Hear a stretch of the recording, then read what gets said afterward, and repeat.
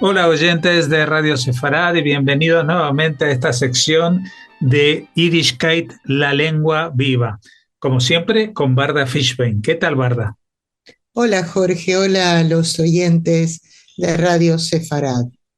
Hemos hablado sobre el personaje que vamos a hablar hoy en otras formas de hablar del Yiddish que tuvimos en secciones hablando de canciones, etcétera.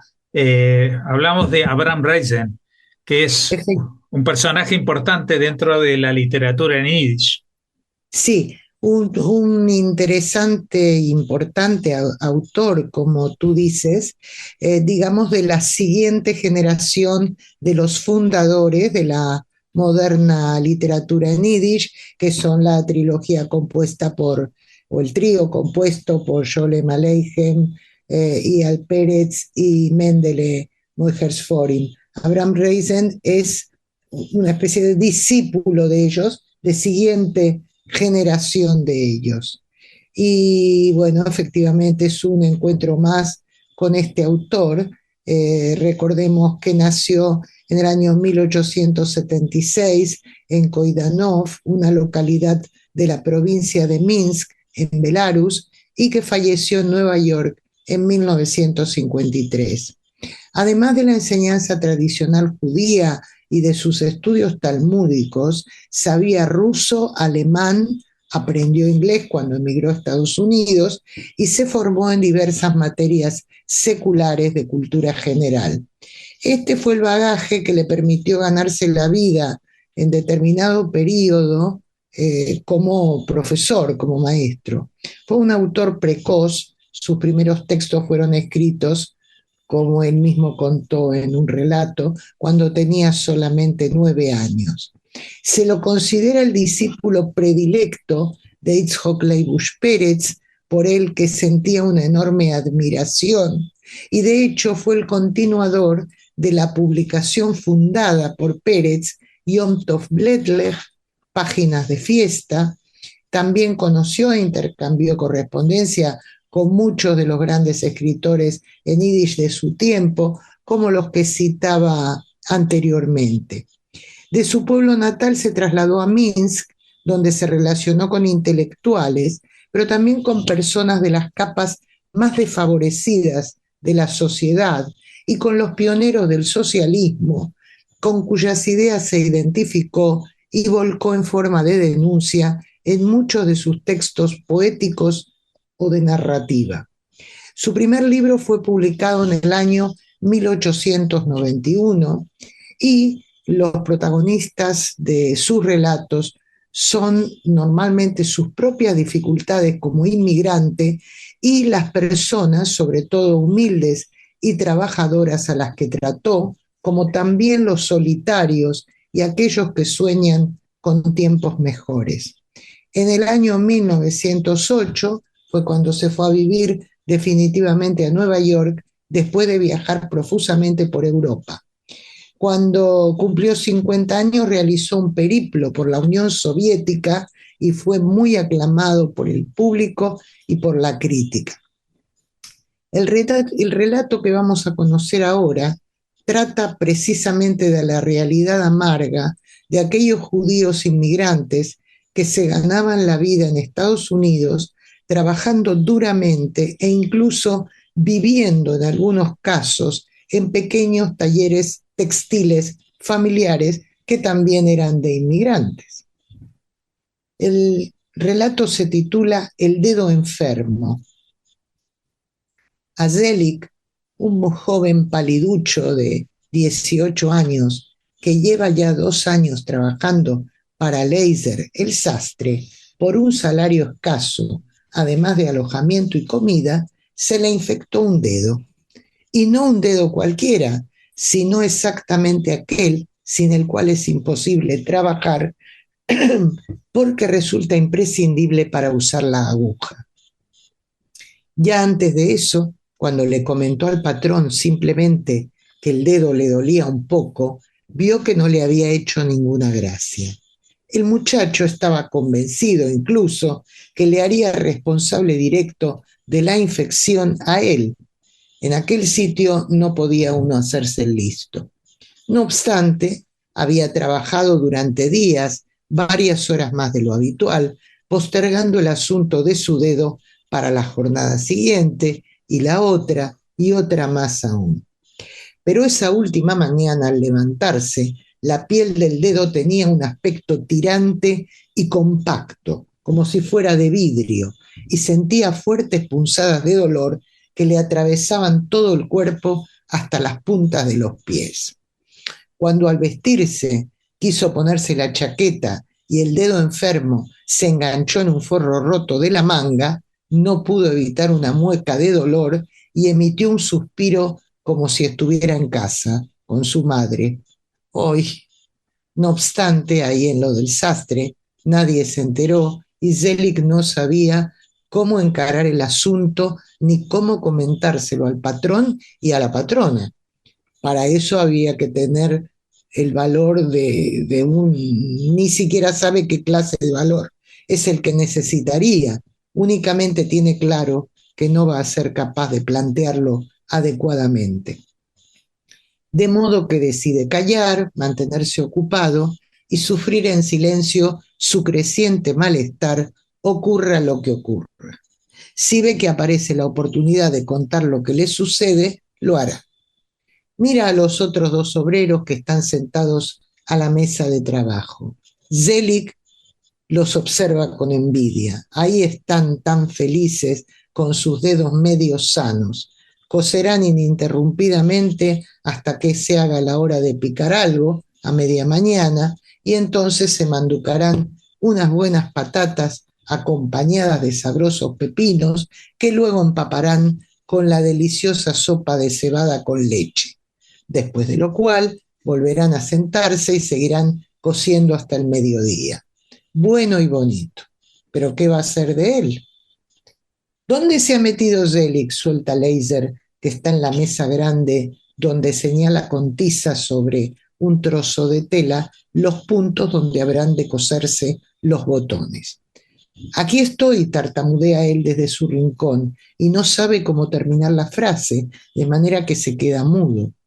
El jefe parece sorprendido por su respuesta. Echa un vistazo al rincón donde él se sienta y se burla. ¿Estás aquí? Muchas gracias. Quizás te apetece salir a darte un paseillo. Por la mañana eso no hace ningún daño. Luego comerás más a gusto.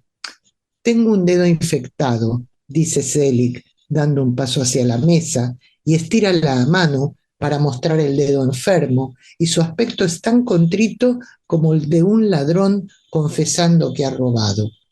¿Qué? No oye o hace como que no lo ha oído el patrón. ¿Qué? Repite. Que tengo un dedo infectado. Está tan hinchado que parece de vidrio. Y esta vez habla ya con más energía y se atreve a mostrar el vidrioso dedo poniéndolo directamente bajo la mirada de Leiser y sonriendo como si le dijera, toma, disfrútalo.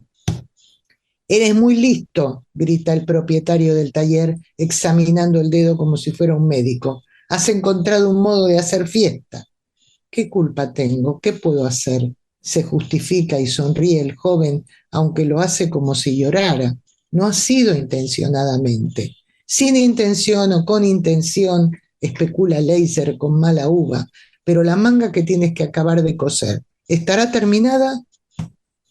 Lo hice bastante bien, gracias a Dios, piensa el chico después de oír al jefe, y ya le gustaría disponer de un rinconcito en el que ocultarse para que nadie lo vea y donde pudiese sentarse en silencio y atender cuidadosamente a su dolor, soltando de vez en cuando y en voz bajita un quejido. Ay, ay.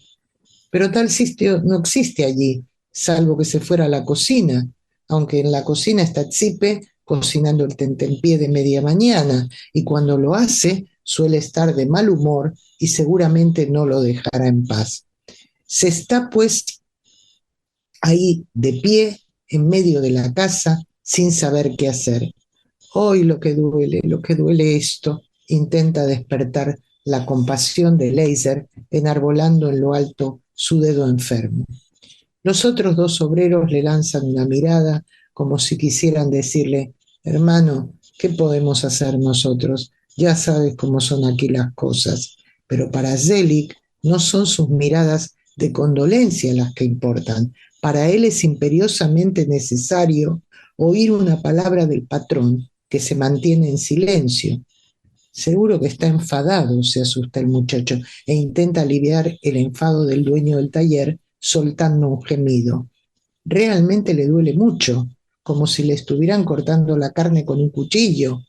¡Ay, cómo me duele! Ya está bien, hermano, que no eres una parturienta, se dirige Leiser a él, ni hay peligro ninguno, salvo para mi bolsillo. Así que si te vas a seguir quejando, mejor te vas a la cama.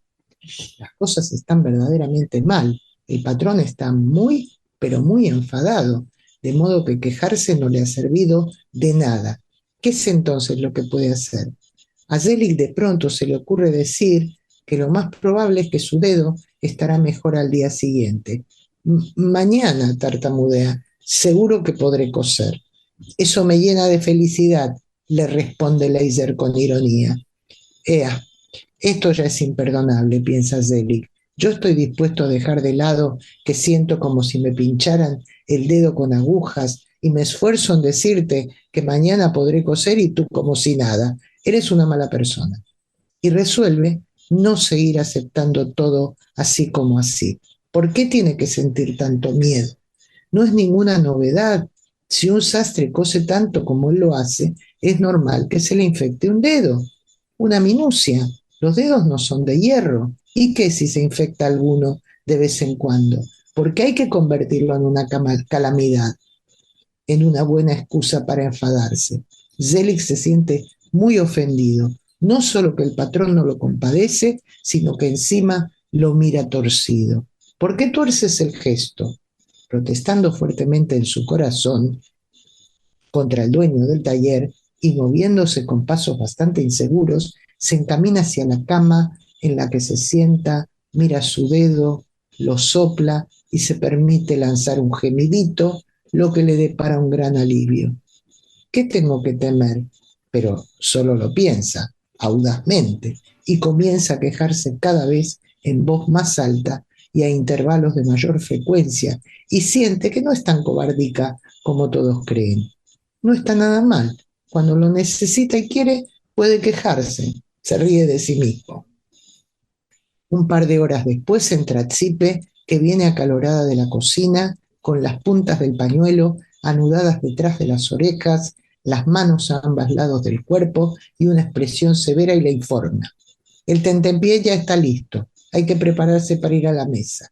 Zelig, que espera este informe todos los días con enorme impaciencia y suele recibirlo con alegría, se siente esta vez como perdido.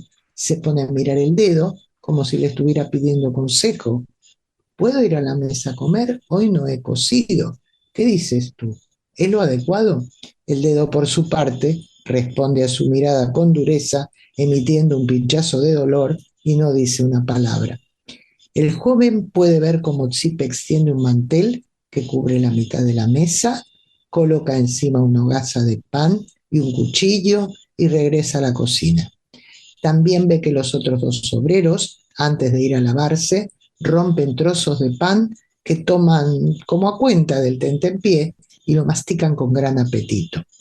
El dedo lo pincha cada minuto con mayor intensidad. Ahora ya es un verdadero enfermo. Hasta la cabeza le duele incluso. Y como si fuera a propósito, tiene hoy más ganas de comer que cualquier otro día.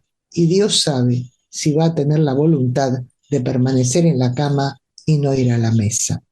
Para acercarse a ella hay que armarse de valor, pero ¿de dónde extraerlo? Sobre todo cuando normalmente, habiendo cosido un par de pantalones en una sola mañana, lo que supone una ganancia importante, igualmente suele comer como un joven miserable y menos de lo que quisiera, porque siempre tiene la sensación de que Leiser está controlando lo que se lleva a la boca por ver si le resulta conveniente conservar a un obrero demasiado tragón. ¿Qué es pues lo correcto hoy, que ni siquiera se ganó un céntimo? Y la pregunta comer o no comer llena de tal modo la cabeza de Zelig que por un rato hasta se olvida del dedo dolorido. Ya está el jefe sentado a la mesa y a uno de sus lados también los dos obreros. Miran hacia la puerta de la cocina, desde donde esperan que aparezca Tsipe con algo para comer. Tarda demasiado. Laser se enfada y ruge. ¿Qué es lo que te entretiene ahí dentro? ¿Tus suculentos manjares? Zelig se asusta por el mal humor del patrón. Acercarse ahora mismo a la mesa es un peligro. Ve como los otros dos obreros, que tienen sus dedos sanos y trabajaron honradamente la mañana entera, tiemblan como peces en el agua y mastican trozos de pan que al parecer ni siquiera consiguen tragar. Ruega entonces a Dios que olviden, ahí en la mesa, que existe un tercer trabajador en algún lugar de la casa, que está en la cama y que se llama Zelig, que lo dejen tranquilo, que no tenga que toparse con las incisivas miradas de Laser. Pero la cólera del dueño se disipa en cuanto Tsipe entra con la gran fuente llena de patatas y los platos repletos de pepinos agridulces. En ese momento suaviza el gesto, emite su veredicto positivo acerca de las patatas y come con ganas. Con el corazón agitado en el pecho, el joven espera un poco, como si aguardara una resolución acerca del dedo dolorido. ¿Dónde se ha metido Zelig?, pregunta de repente Tsipe, que ya se ha sentado también a la mesa. Él considera la posibilidad de responder emitiendo un quejido para que ahí en la mesa tomen una decisión que le ofrezca una pista sobre lo que debe hacer, y aguza el oído. Zelig es un enfermo, oye que dice el jefe en tono irónico, y lo llama. Zelig. Ah, dice él con voz débil y espera que lo inviten a unirse a los comensales. Pese a todo, ven a la mesa, dice el patrón. Pese a todo, ¿qué es lo que quiere decir con pese a todo? Lo critica para sus adentros el chico, pero decide vengarse permaneciendo en silencio, aunque sabe que es una venganza terrible, porque a cada instante que pasa, el contenido de las fuentes va mermando. ¿Qué le ocurre? ¿Se le inflamó un dedo acaso?, dice Tsipe fríamente, como si el asunto no le interesara en absoluto. ¿Y qué si no?, responde el propio Laser, con mayor indiferencia aún. ¿A quién se le iba a inflamar un dedo sino a él? Pero añade, Zelig, ven a la mesa. El muchacho se pone a pensar, dándole vueltas al asunto, como si aún no tuviera claras las ideas. Pero igualmente decide acercarse a la mesa, se sienta en el borde de una sillita y ni siquiera levanta la vista. Ponle en el plato un par de patatas, se dirige Laser a Tsipe. Ella le pasa un platito con varias patatas y él se anima y come una. Querría tomar un poco de pan, pero no hay ninguna rebanada cortada sobre la mesa. Cada uno tiene un trozo a su lado y tomar él mismo la hogaza y cortar un poco, hoy no se atreve y sigue comiendo sin pan. A ver, enséñame el dedo que yo lo vea, dice de pronto Tsipe. Él suelta la comida y se lanza impetuosamente a mostrar su dedo. Eso, que lo vea, que no vaya a pensar que... Un dedo como una montaña, dice la mujer, y vuelve inmediatamente la vista hacia otro lado. Así se estará por lo menos una semana, si no más. Desde su sitio, Laser tuerce la mirada en dirección a Zelig y él se desconcierta. En medio de su confusión, toma otra patatita, pero no consigue tragársela y se le queda atragantada. Los ojos se le inyectan de sangre, las sienes le laten con fuerza y el dedo le duele un montón. Tira, punza, clava. Por fin consigue tragar la comida como puede y soltando un quejido se levanta y se vuelve a la cama. Toma una decisión importante. Se promete a sí mismo que hasta que su dedo no se haya curado, no volverá a sentarse a la mesa ni a comer. Pero a punto de llegar ya al rincón donde está su catre, espera, porque supone que lo llamarán para tomar la sopa de cebada, ya que en tal caso quizás decidiera romper su promesa y volver a la mesa. Porque, si bien es cierto que Tsipe es una patrona muy mala, su sopa está muy buena. Pero no lo invitan a la sopa y se arrepiente porque cree haber empeorado las cosas tomándose las patatas y se reprocha a sí mismo. Dragón, si no coces, no comes. Te quedas acostado sufriendo tus heridas. Pero el dedo incansable le replica acuchillándolo a cada minuto que pasa con más intensidad. Sin embargo, él no se rinde ni se queja, incluso decide que al día siguiente volverá a trabajar, ocurra lo que ocurra con el dedo. Hasta puede ser que lo pierda, pero ya está bien. Al diablo con el dedo y con la mano entera.